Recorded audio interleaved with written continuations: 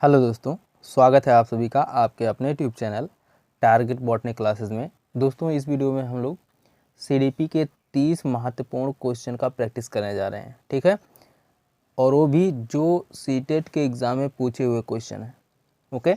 और ये practice set जो है पेपर 1 पेपर 2 दोनों के लिए है भाई। और प्रैक्टिस सेट नंबर 26 यानी 26वां प्रैक्टिस सेट है। इससे पहले हम लोग 25 प्रैक्टिस सेट सॉल्व कर चुके हैं।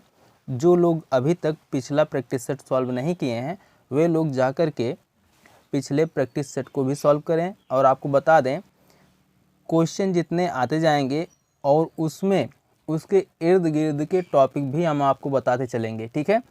तो ये जो है प्रैक्टिस के साथ साथ आपका डेफिनेशन भी तैयार होता चलेगा, ओके। तो कोशिश करिए, ज़्यादा से ज़्यादा प्रैक्टिस करिए। और प्रैक्टिस करने के साथ साथ आपका नॉलेज तो बढ़ेगा ही बढ़ेगा, और उसी के साथ डिफिनीशन वगैरह भी सब जो है याद होते चलेंगे, ओके। तो चलिए देर ना करते हुए वीडियो को स्टार्ट करते हैं। देखिए, इसमें दिया है ना PYQ यानी previous year question with detail के साथ जो है आपको क्वेश्चन का प्रैक्टिस कराया जाएगा। और ये वंडरफुल प्रैक्टिस होने वाला है भाई। तो चलिए देखते हैं। देखिए, पहला क्वेश्चन है, सांस्कृतिक तथा भाषिक रूप से वैविध्यपूर्ण कक्षा में यह निश्चित करने से पहले कि शिक्षार्थी विशिष्ट शिक्षा वर्ग में आता है या नहीं, एक शिक्षक को करना चाहिए। क्या करना चाहिए भाई, बताइए। अक्षमता स्थापित करने से पहले शिक्षार्थी की मातृभाषा का मूल्यांकन करना चाहिए, या फिर पारंगत मनोविज्ञानियों का उपयोग, या फिर वातावरणीय कारकों को अप्रभावी बनाने के लिए बच्चे को अलग कर देना चाहिए, या फिर माता पिता को इसमें सम्मिलित नहीं करना चाहिए क्योंकि उनके पास अपना कार्य होता है। बताइए भाई, इनमें से कौन सा ऑप्शन सही है, जल्दी बताइए। तो इसमें ऑप्शन नंबर फर्स्ट सही है। अक्षमता स्थापित करने से पहले शिक्षार्थी की मातृभाषा का मूल्यांकन करना चाहिए, ओके।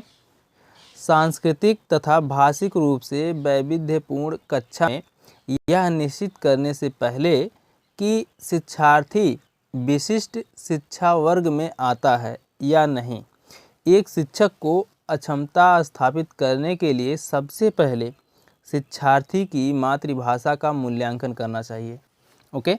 आगे देखते हैं अगला क्वेश्चन। देखिए, निम्नलिखित में से डॉट डॉट डॉट के अतिरिक्त सभी के कारण अधिगम अक्षमता उत्पन्न हो सकती है। बताइए भाई, किसके कारण? जन्म से पहले माँ द्वारा मदिरा सेवन, या मंदबुद्धिता, या फिर शैशवकाल के समय दिमागी बुखार, या फिर शिक्षक की शिक्षण शैली। बताइए, इनमें से किसके अतिरिक्त अधिगम अक्षमता उत्पन्न हो सकती है भाई, बताइए। बताइए, इनमें से कौन सा ऑप्शन सही है? आपका ऑप्शन नंबर डी सही है, शिक्षक की शिक्षण शैली, ओके। अधिगम अक्षमता अर्थ सीखने में विकलांगता, अर्थात किसी एक व्यक्ति को विशिष्ट तरीके से सीखने में कठिनाई होना, कुछ लोगों में एक अज्ञात कारक या कारकों की वजह से एक विशिष्ट तरीके से सीखने में कठिनाई होती है। इसलिए इस प्रकार संभावित नकारात्मक रूढ़िबद्धता की कमी की वजह से कुछ लोगों में अधिगम उत्पन्न होता है, ना कि शिक्षक की शैली से, ओके। आगे देखते हैं अगला क्वेश्चन। देखिए, एक समावेशी विद्यालय डॉट डॉट डॉट के अतिरिक्त निम्नलिखित प्रश्नों पर मनन करता है। किसके अतिरिक्त भाई? क्या हम अधिगम योग्य परिवेश की योजना बनाने और उसे प्रदान करने के लिए समूह में कार्य करते हैं, या क्या हम विशेष बालक को बेहतर देखभाल उपलब्ध कराने के लिए उचित तरीके से उन्हें अलग करते हैं, या फिर क्या हम शिक्षार्थियों की विविध आवश्यकताओं को पूरा करने के लिए युक्तियां अपनाते हैं, या फिर क्या हम यह विश्वास करते हैं कि सभी शिक्षार्थी सीख सकते हैं। बताइए भाई, इनमें से कौन सा ऑप्शन सही होगा, जल्दी बताइए।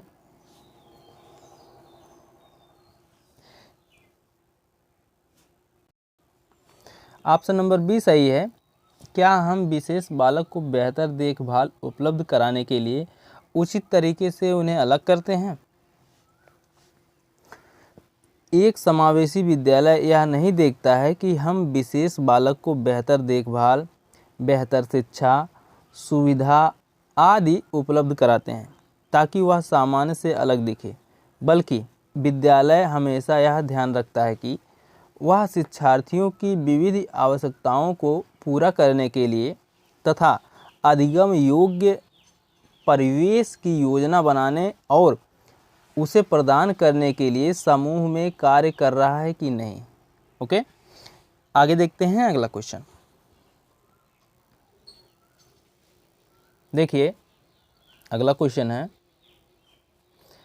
प्रतिभाशाली शिक्षार्थी डॉट डॉट डॉट है। क्या है भाई, अपसारी चिंतक है, बहिर्मुखी है, या फिर बहुपरिश्रमी है, या फिर अभिसारी चिंतक है। बताइए भाई, इनमें से कौन सा ऑप्शन सही है, जल्दी बताइए।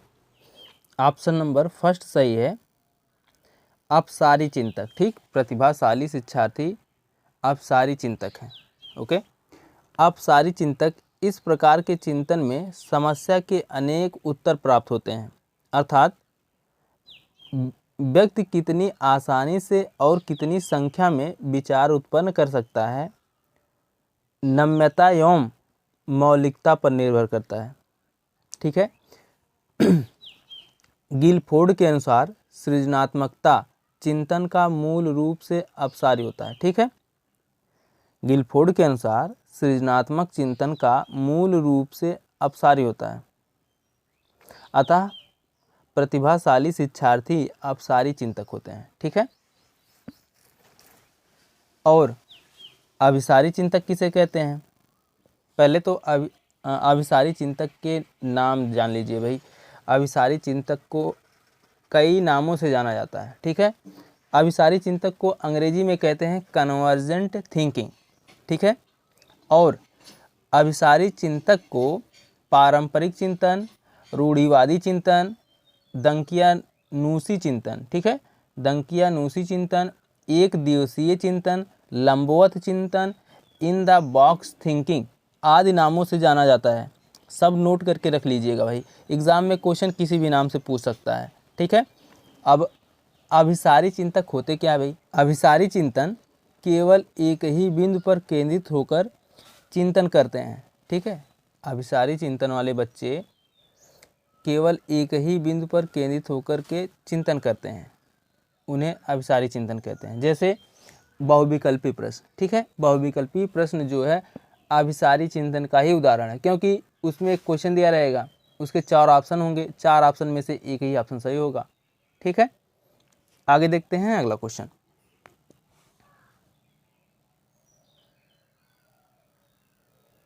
देखिए, छायांकित क्षेत्र सामान्य वितरण में उन शिक्षार्थियों को प्रदर्शित करता है जो डॉट डॉट डॉट में आते हैं। किस में आते हैं भाई, छायांकित क्षेत्र। देखिए, एक गोला है उच्च प्रेरणा, ठीक है, और दूसरा है उच्च सृजनात्मकता, और तीसरा है उच्च बौद्धिकता। ठीक है, तो बताइए इनमें से कौन सा ऑप्शन सही है भाई। 2 सिग्मा से 3 सिग्मा, या फिर सिग्मा से 2 सिग्मा के बीच, या फिर 3 सिग्मा के बाद, या फिर सिग्मा बराबर 0 पर। बताइए भाई, इनमें से कौन सा ऑप्शन सही है, जल्दी बताइए। ऑप्शन नंबर फर्स्ट सही है, 3 सिग्मा के बाद। ओके, छायांकित क्षेत्र सामान्य वितरण में उन शिक्षार्थियों को प्रदर्शित करता है जो 3 सिग्मा के बाद आते हैं, अर्थात उच्च प्रेरणा, उच्च सृजनात्मकता और उच्च बौद्धिकता जिन छात्रों में होती है वे सामान्य छात्रों से अलग एवं नए मौलिक चिंतन के द्वारा उच्च क्षमता प्रदर्शित करते हैं, जो तीनों का योग होता है। ओके, तो इसे कैसे 3 सिग्मा के बाद, ठीक, 3 सिग्मा के बाद आते हैं। ऑप्शन नंबर बी सही है। ओके, आगे देखते हैं अगला क्वेश्चन। देखिए, दिए गए वाक्य को पूरा करने के लिए निम्नलिखित में से कौन सा युग्म सर्वाधिक उचित विकल्प होगा। जब बच्चे उन गलतियों में शामिल होते हैं जो ... होती हैं, तब वे जल्दी सीखा करते हैं। देखिए भाई, हम खुद ही बता दिए, क्या ही बताएं, बताइए कौन सा ऑप्शन सही होगा। तब आप लोग एक आंसर पा गए तो दूसरा आप लोग ढूंढ ही लोगे, तो बता ही दे रहे हैं भाई। ऑप्शन नंबर सी सही है, वास्तविक जीवन में उपयोगी और सीखा। ठीक है, जब बच्चे उन गतिविधियों में शामिल होते हैं जो वास्तविक जीवन में उपयोगी होते हैं, तब वे जल्दी सीखा करते हैं। ओके, आगे देखते हैं अगला क्वेश्चन। देखिए, सीबीएसई शिक्षार्थियों के लिए व्यक्तिगत गतिविधियों के स्थान पर सामूहिक गतिविधियों की संस्तुत करती है। ऐसा करने के पीछे विचार हो सकता है। कैसा विचार हो सकता है भाई? प्रत्येक शिक्षार्थी के स्थान पर समूह में अवलोकन द्वारा शिक्षक के कार्य को सरल बनाने के लिए। नहीं भाई, शिक्षक के कार्य को सरल नहीं बनाना है, बच्चे के कार्य को सरल बनाना है। विद्यालयों के पास उपलब्ध समय को प्रासंगिक बनाना, जबकि उनमें से अधिकांश के पास व्यक्तिगत गतिविधियों के लिए पर्याप्त समय नहीं होता है। ये भी गलत है भाई। गतिविधि की ढांचागत लागत को कम करना या फिर व्यक्तिगत प्रतिस्पर्धा के प्रति नकारात्मक संवेगात्मक प्रतिक्रियाओं से उबारना, जो संपूर्ण अधिगम का सामान्यीकृत हो सकती है। बताइए भाई, इनमें से कौन सा ऑप्शन सही है? इसमें ऑप्शन नंबर डी सही है, व्यक्तिगत प्रतिस्पर्धा के प्रति नकारात्मक संवेगात्मक प्रतिक्रियाओं से उबारना, जो संपूर्ण अधिगम पर सामान्यीकृत हो सकती है। ओके, सीबीएसई शिक्षार्थियों के लिए व्यक्तिगत गतिविधियों के स्थान पर सामूहिक गतिविधियों की संस्तुत करती है। ऐसा करने के पीछे जो विचार है वह यह है कि व्यक्तिगत प्रतिस्पर्धा के प्रति नकारात्मक संवेगात्मक प्रतिक्रियाओं से उबारना, जो संपूर्ण अधिगम पर सामान्यीकृत हो सकती है। ओके, आगे देखते हैं अगला क्वेश्चन। देखिए, बच्चे फिल्मों में दिखाए गए हिंसात्मक व्यवहार को सीख सकते हैं। यह निष्कर्ष निम्नलिखित में से किस मनोवैज्ञानिक द्वारा किए गए कार्य पर आधारित हो सकता है? बताइए भाई, जेबी वाटसन या फिर अल्बर्ट बंडूरा या फिर जीन पियाजे या फिर एडवर्ड एल थॉर्नडाइक। बताइए भाई, इनमें से कौन सा ऑप्शन सही है? जल्दी बताइए। ऑप्शन नंबर बी सही है, अल्बर्ट बंडूरा। ठीक है, अल्बर्ट बंडूरा, इन्होंने सामाजिक अधिगम का सिद्धांत दिया था। ठीक है, अल्बर्ट बंडूरा ने सामाजिक अधिगम का सिद्धांत दिया।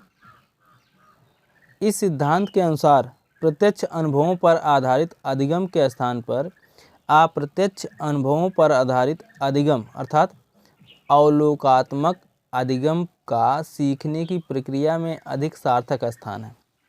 यही कारण है कि बच्चे फिल्मों में दिखाए गए हिंसात्मक व्यवहार को जल्दी सीख सकते हैं। ओके, अल्बर्ट बंडूरा जो है सामाजिक अधिगम का सिद्धांत दिया। ठीक है, सामाजिक अधिगम के सिद्धांत को और भी नामों से जाना जाता है, उसको भी सुन लीजिए, याद कर लीजिए, लिख लीजिए।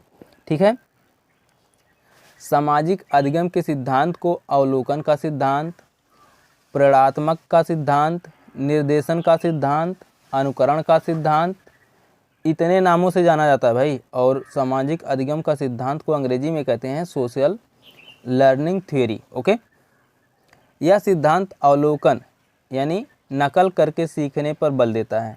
हम मॉडलिंग, पुनर्बलन या दंड के माध्यम से सीखते हैं।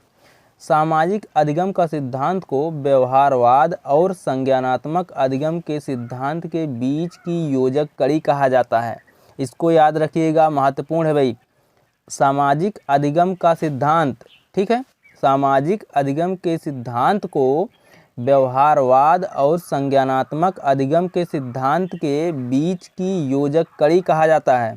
ओके, और आइए देख लेते हैं एक्सपेरिमेंट ऑफ बंडूरा। बंडूरा ने जो एक्सपेरिमेंट किया था बच्चों के ऊपर फिल्म दिखा करके, उसके बारे में देखते हैं थोड़ा सा, उसके बाद फिर आगे बढ़ते हैं। बंडूरा ने एक बालक पर बोबोडाल का प्रयोग किया।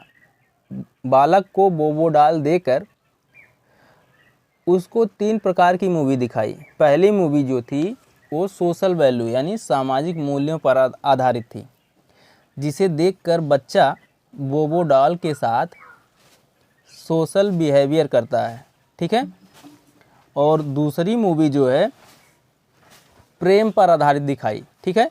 अल्बर्ट बंडूरा ने दूसरी मूवी प्रेम पर आधारित बच्चे को दिखाई, तब जिसे देखकर बच्चा या बालक बोबोडाल के साथ प्रेम या स्नेह करता, उसे सहलाता, ठीक है। दूसरी मूवी प्रेम पर आधारित थी, जिसे देखकर बच्चा बोबोडाल के साथ स्नेह या प्रेम करता, उसे सहलाता। ओके, और तीसरी मूवी थी हिंसात्मक, ठीक है। हिंसात्मक मूवी देखकर बच्चे के अंदर बोबोडाल के गर्दन तोड़ने का भाव आ जाता है, ठीक है। हिंसात्मक मूवी देखते ही बालक बोबोडाल के गर्दन को मरोड़ देता है। ओके, अल्बर्ट बंडूरा ने इस प्रयोग के आधार पर यह निष्कर्ष निकाला कि छोटे बच्चे को यह नहीं पता होता है कि उनको क्या सीखना चाहिए और क्या नहीं सीखना चाहिए। इसलिए बच्चों के सामने हमेशा आदर्श व्यवहार के प्रतिमान यानी आइडियल मॉडल को ही प्रस्तुत करना चाहिए, क्योंकि आप लोग जो जैसा व्यवहार बच्चों के साथ करोगे, बच्चा अनुकरण करके, नकल करके वही सीखेगा, ठीक है। तो इसलिए बच्चों के साथ अच्छा व्यवहार करना चाहिए, ठीक है। तो ये अल्बर्ट बंडूरा के एक्सपेरिमेंट थे। ओके, जेबी वाटसन, जॉन ब्रॉप्स वाटसन, ये अमेरिकी मनोवैज्ञानिक थे जिन्होंने व्यवहारवाद के वैज्ञानिक सिद्धांत को लोकप्रिय बनाया, ठीक है। व्यवहारवाद का सिद्धांत किसने दिया? जेबी वाटसन ने, ठीक है। और उसके बाद आते हैं जीन पियाजे संज्ञानात्मक विकास का सिद्धांत दिया, ठीक है। और जीन पियाजे के द्वारा बच्चे सक्रिय ज्ञान निर्माता तथा नन्हे वैज्ञानिक होते हैं, ठीक है। जीन पियाजे ने कहा कि बच्चे जो होते हैं वे सक्रिय ज्ञान निर्माता होते हैं और नन्हे वैज्ञानिक होते हैं, ठीक है। जीन पियाजे के अनुसार बच्चों की सोचने की क्षमता एडल्ट यानी किशोर से अलग प्रकार में अलग होते हैं, लेकिन मात्रा में नहीं, ठीक है। बच्चों की सोचने की क्षमता किशोर से प्रकार में अलग होते हैं, लेकिन मात्रा में अलग नहीं होते हैं, ठीक है। जीन पियाजे की संज्ञानात्मक विकास की 4 अवस्थाएं होती हैं। नंबर 1 है संवेदी पेशी अवस्था, जिसे हम लोग कहते हैं सेंसरी मोटर स्टेज, जो 0 वर्ष से 2 वर्ष तक होता है, ठीक है। संवेदी पेशी अवस्था कितने वर्ष तक होता है? 2 वर्ष तक होता है। और पूर्व संक्रियात्मक अवस्था नंबर 2 है पूर्व संक्रियात्मक अवस्था, जिसे हम लोग कहते हैं प्री ऑपरेशनल स्टेज, जो 2 से 7 वर्ष तक होती है, ठीक है। उसके बाद तीसरा है मूर्त संक्रियात्मक अवस्था, जिसे हम लोग कहते हैं कॉन्क्रीट ऑपरेशनल स्टेज, जो 7 से 11 वर्ष तक होती है। और चौथा है औपचारिक संक्रियात्मक अवस्था, जिसे हम लोग कहते हैं फॉर्मल ऑपरेशनल स्टेज, जो 11 से 15 वर्ष तक होती है। ओके, उसके बाद आ जाते हैं एडवर्ड एल थॉर्नडाइक। थॉर्नडाइक उद्दीपक अनुक्रिया अनुबंधन का सिद्धांत दिया। ठीक है, थॉर्नडाइक ने उद्दीपक अनुक्रिया अनुबंधन का सिद्धांत दिया और उद्दीपक अनुक्रिया अनुबंधन के सिद्धांत को संबंधवाद का सिद्धांत या संयोजनवाद का सिद्धांत भी कहते हैं। ठीक है, थॉर्नडाइक ने 2 नियम बताए, पहला मुख्य नियम प्राइमरी लॉ और दूसरा जो है गौड़ नियम जिसे हम लोग कहते हैं सेकेंडरी लॉ। ठीक है, मुख्य नियम 3 प्रकार के होते हैं, तत्परता का नियम, अभ्यास का नियम, प्रभाव का नियम। और गौड़ नियम या सेकेंडरी लॉ जो है सेकेंडरी लॉ के अंतर्गत आते हैं मनोवृत्ति का नियम, बहु अभिक्रिया का नियम, आंशिक क्रिया का नियम, सादृश्यीकरण का नियम, आत्मीकरण का नियम, सहचर परिवर्तन का नियम। ओके, आगे देखते हैं अगला क्वेश्चन भाई। देखिए, शिक्षार्थी फैशन शो को देखकर मॉडल्स का अनुकरण करने की कोशिश करते हैं। इस प्रकार के अनुकरण को ... कहा जा सकता है। क्या कहा जा सकता है भाई, बताइए? गौड़ अनुकरण, सामान्यीकरण या फिर प्राथमिक अनुकरण या फिर सामाजिक अधिगम। बताइए भाई, इनमें से कौन सा ऑप्शन सही है? जल्दी बताइए। ऑप्शन नंबर बी सही है, सामाजिक अधिगम का नियम। ठीक है, शिक्षार्थी फैशन को देखकर मॉडल्स का अनुकरण करता है, यानी प्रतिस्पर्धा बराबरी की चेष्टा करने की कोशिश करता है। ठीक है, शिक्षार्थी फैशन को देखकर मॉडल्स का अनुकरण या प्रतिस्पर्धा बराबरी की चेष्टा करने की कोशिश करता है। इस प्रकार के अनुकरण को सामाजिक अधिगम कहते हैं। ओके, आगे देखते हैं भाई अगला क्वेश्चन। देखिए, यदि शिक्षार्थी पाठ के दौरान लगातार गलतियां करते हैं तो शिक्षक को क्या करना चाहिए भाई?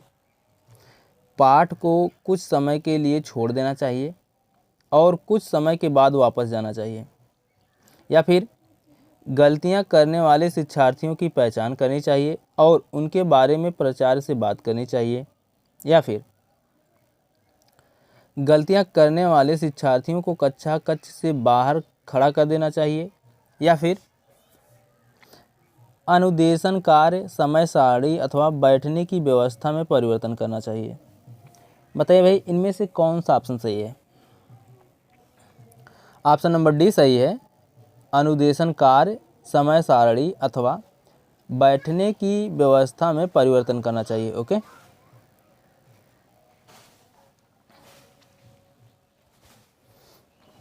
ऑप्शन नंबर डी सही है, अनुदेशन कार्य, समय सारणी अथवा बैठने की व्यवस्था में परिवर्तन करना चाहिए। ठीक है, अनुदेशन कार्य, समय सारणी अथवा बैठने की व्यवस्था में परिवर्तन करने से वे छात्र जिनका अधिगम धीमा होता है तथा जो गलतियां करते हैं उन्हें शिक्षक के निरीक्षण के अंतर्गत आसानी से लाया जा सकता है। इस प्रकार गलती करने वाले छात्रों में अधिगम का सही संचार होता है। ओके, आगे देखते हैं अगला क्वेश्चन। देखिए, ... के अतिरिक्त निम्नलिखित कुछ तकनीकें हैं जो परीक्षा के कारण होने वाली चिंता को दूर करते हैं। बताइए भाई, परिणाम के बारे में बहुत अधिक सोचना, समर्थन प्राप्त करना, विशिष्टताओं पर बल देना, या फिर प्रश्न पत्रक की संरचना यानी पैटर्न से परिचित कराना। बताइए भाई, इनमें से कौन सा ऑप्शन सही है? जल्दी बताइए। ऑप्शन नंबर फर्स्ट सही है, परिणाम के बारे में बहुत अधिक सोचना। ठीक है, परिणाम के बारे में सोचने के अतिरिक्त कुछ तकनीकें हैं जो परीक्षा के कारण होने वाली चिंता को दूर कर सकती हैं। ओके, आगे देखते हैं अगला क्वेश्चन। समर्थन प्राप्त करना, विशिष्टताओं पर बल देना, प्रश्न पत्र की संरचना, पैटर्न से परिचित कराना, ये सब जो है परीक्षा के कारण होने वाली चिंता को दूर करते हैं, सिवाय ऑप्शन नंबर फर्स्ट के। ओके, आगे देखते हैं अगला क्वेश्चन। इसमें इस क्वेश्चन के अकॉर्डिंग ऑप्शन नंबर फर्स्ट सही है भाई। आगे देखते हैं। देखिए, ब्लूम टैक्सोनॉमी, ठीक, ब्लूम की टैक्सोनॉमी डॉट डॉट डॉट पदानुक्रमिक व्यवस्था है। किसका पदानुक्रमिक व्यवस्था है भाई, बताइए। पाठचर्या संबंधी घोषणाओं, या फिर पठन कौशल, या फिर संज्ञानात्मक उद्देश्य, या फिर उपलब्धि लक्ष्यों। बताइए भाई इनमें से कौन सा ऑप्शन सही है। Question number 12, option number C सही है, संज्ञानात्मक उद्देश्य, ठीक है। टैक्सोनॉमी का अर्थ है ऐसी प्रणाली जिसे वर्गीकृत किया जा सके। ब्लूम टैक्सोनॉमी को 3 भागों में वर्गीकृत किया गया है। पहला है संज्ञानात्मक पक्ष, दूसरा है भावात्मक पक्ष, और तीसरा है क्रियात्मक या मनोपेशीय उद्देश्य। अतः ब्लूम की टैक्सोनॉमी संज्ञानात्मक उद्देश्य की पदानुक्रमिक व्यवस्था है। ओके, आगे देखते हैं अगला क्वेश्चन। देखिए, आ बा सा 3 शिक्षार्थी हैं जो अंग्रेजी पढ़ते हैं। आ को यह विषय रोचक लगता है, ठीक है। आ को यह विषय रोचक लगता है और वह सोचता है कि वह उसके भविष्य में सहायक होगा। बा अंग्रेजी इसलिए पढ़ती है क्योंकि वह कक्षा में पहला स्थान प्राप्त करना चाहती है, और सा अंग्रेजी विषय इसलिए पढ़ता है क्योंकि उसका प्राथमिक सरोकार उत्तीर्ण होने वाले ग्रेड्स प्राप्त करना है। आ, बा और सा के उद्देश्य क्रमशः हैं। कैसे उद्देश्य हैं भाई, बताइए। निष्पादन उपेक्षा निपुणता, या फिर निष्पादन उपेक्षा निपुणता निष्पादन, या फिर निपुणता निष्पादन उपेक्षा निष्पादन, या फिर निपुणता निष्पादन निष्पादन उपेक्षा। बताइए भाई इनमें से कौन सा ऑप्शन सही है। ऑप्शन नंबर डी सही है भाई, निपुणता, ठीक है। निपुणता निष्पादन उपेक्षा, ठीक है। आगे देखते हैं अगला क्वेश्चन। देखिए, हालांकि यह स्पष्ट रूप से उनकी सुरक्षा आवश्यकताओं के उल्लंघन में था, कैप्टन विक्रम बत्रा अपने देश को बचाने के लिए कारगिल युद्ध में मारे गए। संभवतः उन्हें डॉट डॉट डॉट आत्मसिद्धि की प्राप्ति, या फिर अपने अपनत्व संबंधी आवश्यकताओं की उपेक्षा, या फिर अपने परिवार के नाम की ख्याति प्राप्त, या फिर नवीन अनुभव की प्राप्ति की इच्छा। बताइए भाई इनमें से कौन सा ऑप्शन सही है। ऑप्शन नंबर फर्स्ट सही है, आत्मसिद्धि की प्राप्ति। ओके, हालांकि यह स्पष्ट रूप से उनकी सुरक्षा आवश्यकताओं के उल्लंघन में था, कैप्टन विक्रम बत्रा अपने देश को बचाने के दौरान कारगिल युद्ध में मारे गए। संभवतः उन्हें आत्मसिद्धि की प्राप्ति थी। आत्मसिद्धि मैस्लो के अभिप्रेरणा का उच्चतम बिंदु है। ओके, आगे देखते हैं अगला क्वेश्चन। देखिए, अगला क्वेश्चन है, प्रतिक्रिया का विलोम होना निम्नलिखित में से किसके बाद कठिन है। बताइए भाई, प्रतिक्रिया का विलोम नहीं भाई, विलोप होना है, ठीक है। प्रतिक्रिया का विलोप होना निम्नलिखित में से किसके बाद अधिक कठिन है। निरंतर पुनर्बलन, या फिर दंड, या फिर मौखिक भत्सना, या फिर आंशिक पुनर्बलन। बताइए भाई इनमें से कौन सा ऑप्शन सही है, जल्दी बताइए। ऑप्शन नंबर डी सही है, आंशिक पुनर्बलन। ओके, अधिगम में जब क्रिया का अभ्यास करना बंद कर दिया जाता है तो अधिगम या प्रतिक्रिया का धीरे धीरे विलोपन हो जाता है, किंतु जब प्रतिक्रिया के बाद आंशिक पुनर्बलन मिलता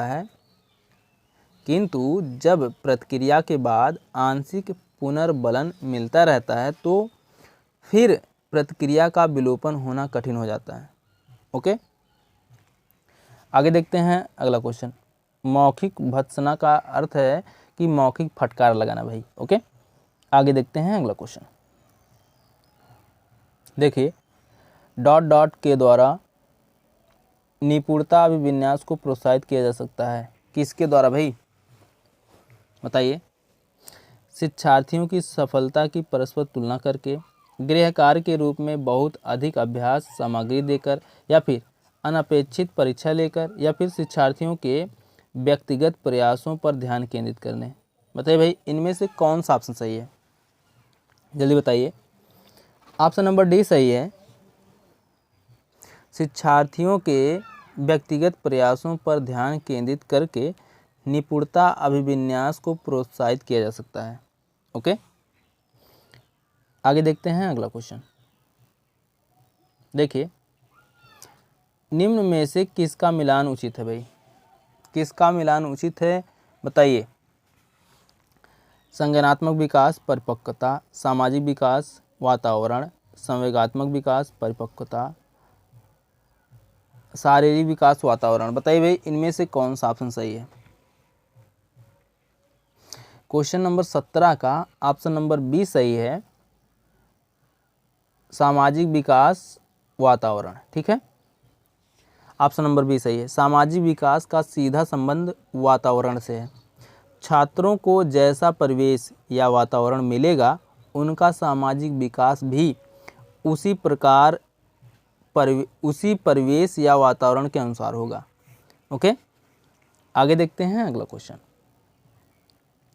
देखिए, अगला क्वेश्चन है, डॉट डॉट डॉट के अतिरिक्त निम्नलिखित सभी तथ्य संकेत करते हैं कि बच्चा कक्षा में संवेगात्मक और सामाजिक रूप से समायोजित है।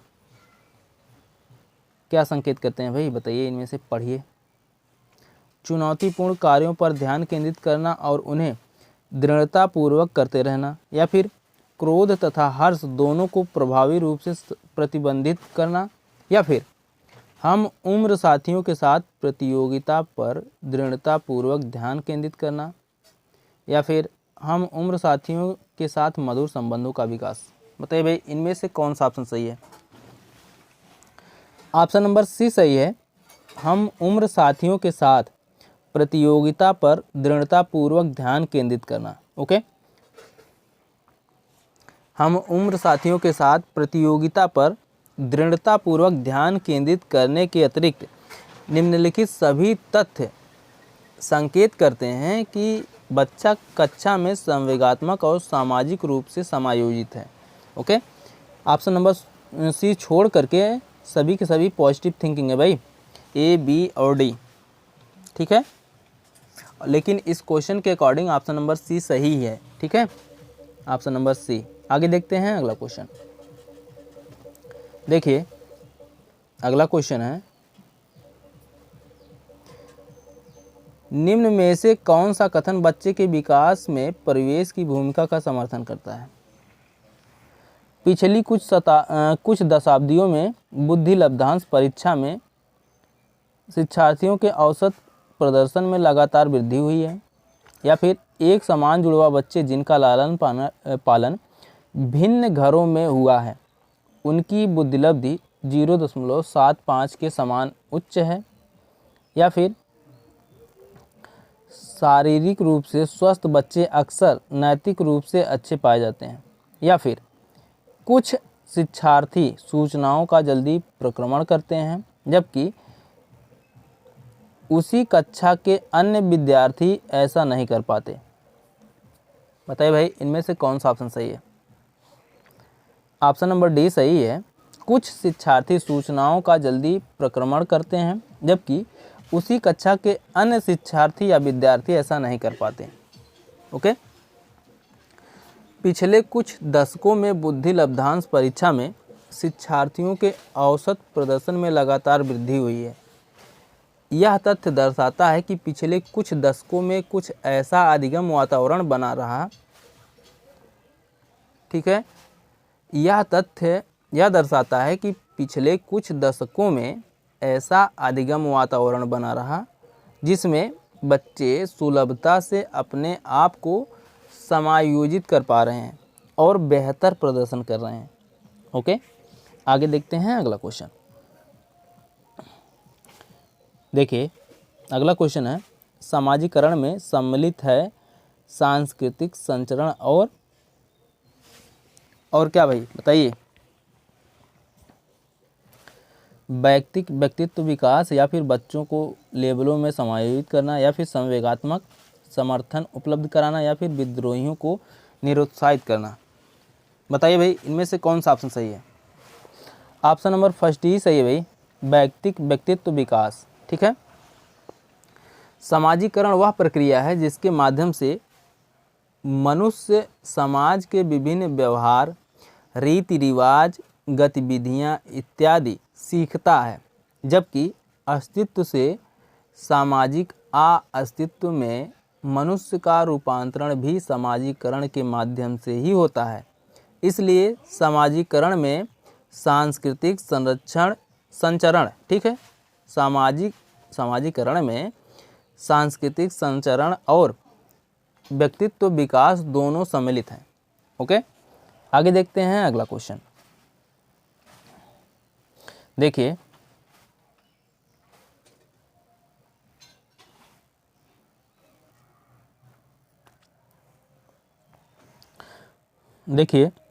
एक शिक्षिका 2 एक समान गिलासों को प्रदर्शित करती है, ठीक है। एक शिक्षिका 2 एक समान गिलासों को प्रदर्शित करती है, दिखाती है, जो जूस की समान मात्रा से भरे हुए हैं। वह उन्हें 2 भिन्न गिलासों में खाली करती है, जिनमें से एक लंबा और दूसरा चौड़ा है। वह बच्चों को उस गिलास की पहचान करने के लिए कहती है जिसमें जूस ज़्यादा है। बच्चे प्रत्युत्तर देते हैं कि लंबे गिलास में जूस ज़्यादा है। शिक्षिका के बच्चों को ... कठिनाई है। कौन सी कठिनाई है भाई शिक्षिका के बच्चों को? बताइए। अहम केंद्रिता या फिर विकेंद्रीकरण या फिर पलटावी या फिर समायोजन। बताइए भाई, इनमें से कौन सा ऑप्शन सही है? ऑप्शन नंबर सी सही है, पलटावी यानी रिवर्सिबिलिटी। ओके, पलटावी गुण में कठिनाई होने के कारण बच्चे लंबे गिलास में ज़्यादा जूस का उत्तर दे रहे हैं। इस स्तर पर बालकों में संरक्षण का गुण नहीं विद्यमान होता, ठीक है। अर्थात बालक मानसिक क्रम के प्रारंभिक बिंदु पर पुनः नहीं लौट पाता है। ओके, और इसमें तो आप जान ही गए कि पलटावी, ठीक है, रिवर्सिबिलिटी ऑप्शन सही है। अहम केंद्रित किसे कहते हैं? ईगोसेंट्रिज्म। इसमें बालक सिर्फ अपने विचारों को सही मानता है। उसे कुछ इस तरह प्रतीत होता है, इस तरह का विश्वास होता है कि दुनिया की अधिकतर चीज़ें उसके इर्द गिर्द चक्कर लगा रही हैं, ठीक है। ईगोसेंट्रिज्म में क्या होता है, बालक सिर्फ अपने विचारों को ही सही मानता है। उसे लगता है कि दुनिया की अधिकतर चीज़ें उसके इर्द गिर्द चक्कर लगाती हैं। एग्जाम्पल के रूप में है, वह तेज़ी से दौड़ता है तो सूर्य भी तेज़ी से चलना प्रारंभ कर देता है। उसकी गुड़िया वही देखती है जो वह दिखाता है, आदि। ओके, और जैसे जैसे बालक का संपर्क अन्य बालक भाई बहनों से बढ़ता चलता जाता है तो उसके चिंतन में आत्मकेंद्रितता कम हो जाती है, ठीक है। अभी है विकेंद्रीकरण, ठीक है। विकेंद्रीकरण किसे कहते हैं? बताइए भाई, कितने लोग जानते हैं विकेंद्रीकरण किसे कहते हैं? पियाजे के अनुसार विकेंद्रीकरण से तात्पर्य है किसी वस्तु या चीज़ के बारे में वस्तुनिष्ठ या वास्तविक ढंग से सोचने की क्षमता से होता है, ठीक है। उनका कहना है, मतलब जीन पियाजे का कहना है कि 3 से 4 महीने के बच्चे में ऐसी क्षमता नहीं होती है, परंतु जैसे जैसे 23 से 24 महीने का होता जाता है तो उसमें वास्तविक ढंग से सोचने की क्षमता विकसित हो जाती है, ठीक है। यही है विकेंद्रीकरण। और समायोजन, नंबर 4 है समायोजन, ठीक है। बताइए भाई, समायोजन किसे कहते हैं? जल्दी बताइए, कितने लोग जानते हैं? समायोजन मतलब एकोमोडेशन, ठीक है। पूर्व ज्ञान में परिवर्तन करके, ठीक है। समायोजन का मतलब है कि पूर्व ज्ञान में परिवर्तन करके वातावरण के साथ तालमेल बिठाना समायोजन कहलाता है। ओके, आगे देखते हैं अगला क्वेश्चन भाई। देखिए, कर्नल सिंह कानूनी कार्रवाई तथा खर्चे के बावजूद आयकर नहीं देते। वे सोचते हैं कि वे एक भ्रष्ट सरकार को समर्थन नहीं दे सकते हैं जो अनावश्यक बांधों के निर्माण पर लाखों रुपए खर्च करती है, वे संभवतः कोहल वर्ग के नैतिक विकास की किस अवस्था में है? बताइए भाई, किस अवस्था में है? पश्च परंपरागत, या फिर परापरंपरागत, या फिर पूर्व परंपरागत, या फिर परंपरागत? बताइए इनमें से कौन सा ऑप्शन सही है?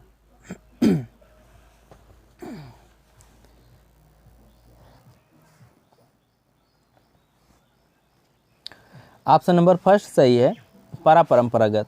ओके, परापरंपरागत बोल रहे हैं, पश्च परंपरागत भाई, ऑप्शन नंबर फर्स्ट सही है।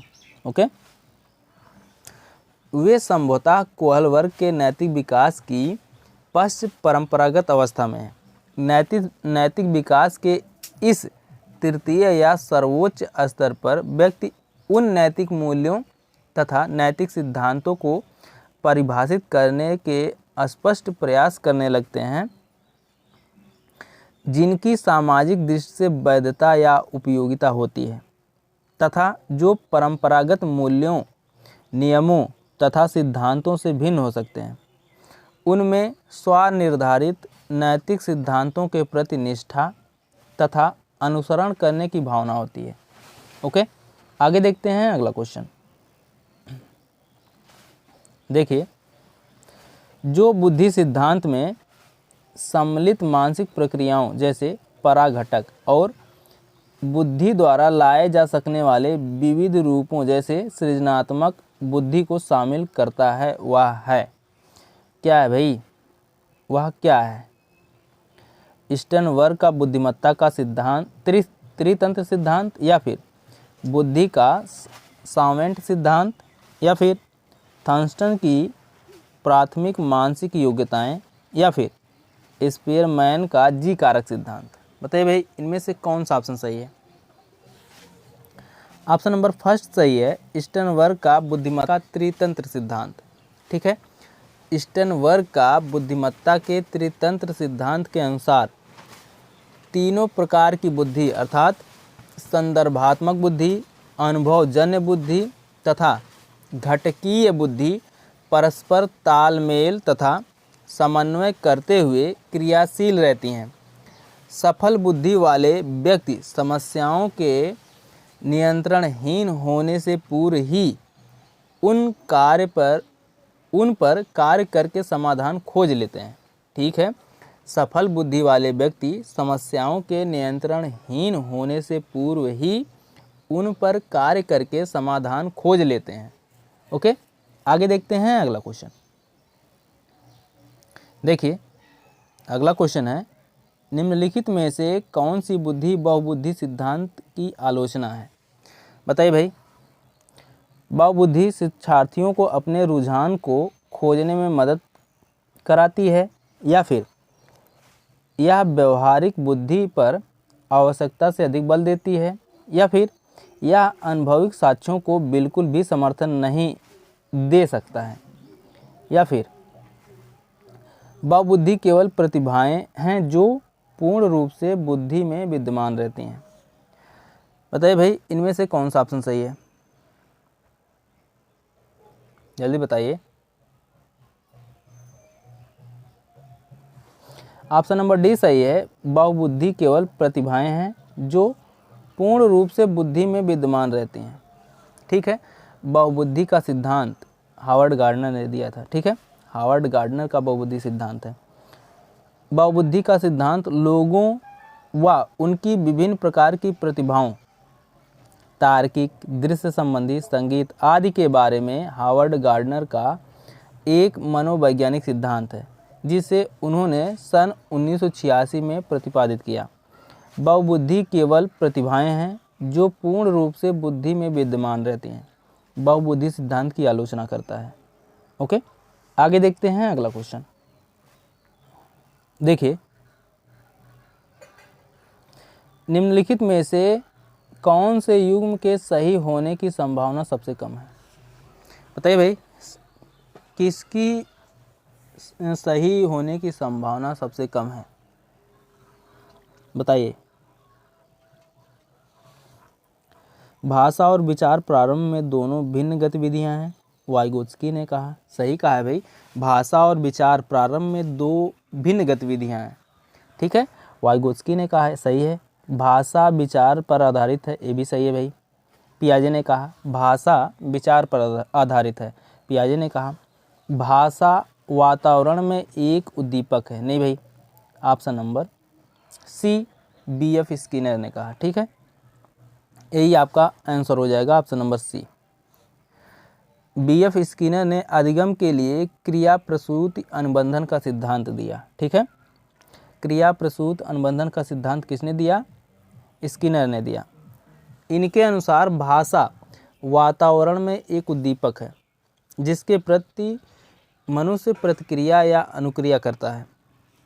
यदि व्यक्ति भाषा को समझता है, बोलता है, तो वह उसके प्रति अनुक्रिया करता है, और यदि वह नहीं समझता है, नहीं बोलता है, तो वह अनुक्रिया नहीं करता है। ठीक है, यही सबसे कम संभावना। ठीक है, ऑप्शन नंबर सी सही है। और बाकी जो है बच्चे भाषा के बारे में निश्चित ज्ञान के साथ प्रवेश करते हैं, ये भी सही भाई, नॉम चोम्स्की ने कहा है। ओके, आगे देखते हैं अगला क्वेश्चन। इस क्वेश्चन के अकॉर्डिंग ऑप्शन नंबर सी सही है, इसको याद रखिएगा। आगे देखते हैं। देखिए, सामाजिक भूमिका के कारण ना कि जीव वैज्ञानिक संपत्ति के कारण सौंपी गई विशिष्टताएं कहलाती हैं। क्या कहलाती हैं भाई? जेंडर, भूमिका, रूढ़िबद्धता। ठीक है, ऑप्शन नंबर बी सही है। सामाजिक भूमिकाओं के कारण ना कि जीव वैज्ञानिक संपत्ति के कारण सौंपी गई विशिष्टताएं जेंडर, भूमिका, रूढ़िबद्धता कहलाती है। ओके, आगे देखते हैं अगला क्वेश्चन।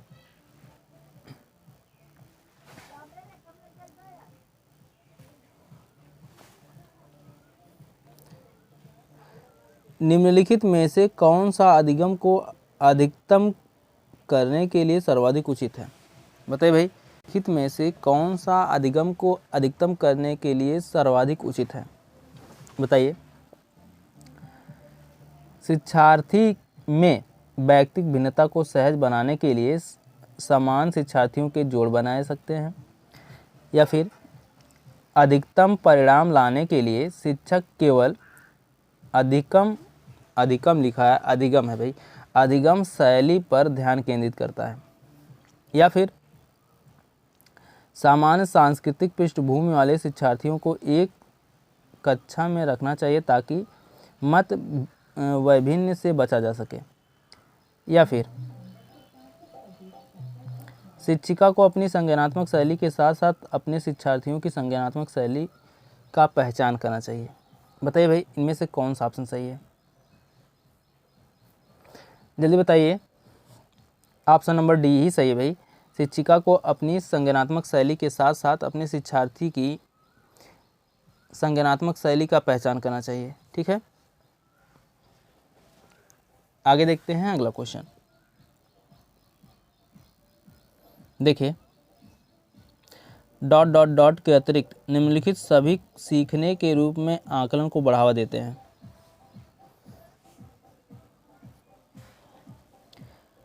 अवसर लेने हेतु शिक्षार्थियों के लिए सुरक्षित वातावरण का निर्माण करना, पढ़ाए गए विषय पर मनन करने के लिए शिक्षार्थियों को कहना, या फिर जितनी संभावना हो शिक्षार्थियों को लगातार परीक्षण लेना, जितनी संभावना हो शिक्षार्थियों का लगातार परीक्षण लेना, या फिर शिक्षार्थियों को आंतरिक पृष्ठपोषण लेने के लिए कहना। बताइए भाई, इनमें से कौन सा ऑप्शन सही है? जल्दी बताइए। ऑप्शन नंबर सी सही है, जितनी संभावना हो सके शिक्षार्थियों को लगातार परीक्षण लेना। ठीक है, ये ऑप्शन भाई कम जो है कम बढ़ावा देता है आकलन को। ठीक है,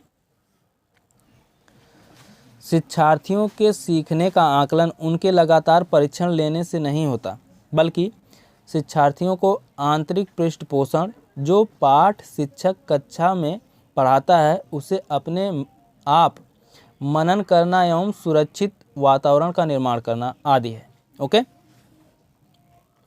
आगे देखते हैं अगला क्वेश्चन। देखिए, अगला क्वेश्चन है जब एक बावर्ची खाना पकाते समय खाने को चखता है तो वह डॉट डॉट डॉट के समान है। किसके समान है भाई? सीखने के लिए आकलन के समान है, या फिर सीखने के रूप में आकलन, या फिर सीखने का आकलन, या फिर आकलन और सीखना दोनों। बताइए भाई इनमें से कौन सा ऑप्शन सही है? ऑप्शन नंबर फर्स्ट सही है, सीखने के लिए आकलन। ठीक है। जब कोई बावर्ची खाना पकाता है और उसे बाद में स्वयं चख कर देखता है तो वह सीखने के लिए आकलन के समान है। अतः वह देखना चाहता है कि उसने जो कार्य किया है वह कार्य ठीक रूप से पूर्ण हुआ है या नहीं। ओके, आगे देखते हैं अगला क्वेश्चन। देखिए, अंतरपरक अनुदेशन है। अंतरपरक अनुदेशन क्या है भाई? बताइए।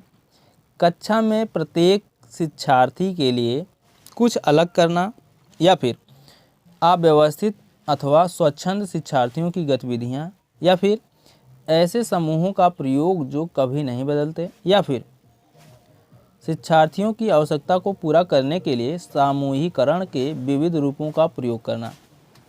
बताइए भाई इनमें से कौन सा ऑप्शन सही है? ऑप्शन नंबर डी सही है। शिक्षार्थियों की आवश्यकता को पूरा करने के लिए सामूहिकरण के विविध रूपों का प्रयोग करना अंतरपरक अनुदेशन है। ओके, तो दोस्तों ये तो थे सीडीपी के 30 महत्वपूर्ण प्रैक्टिस क्वेश्चन।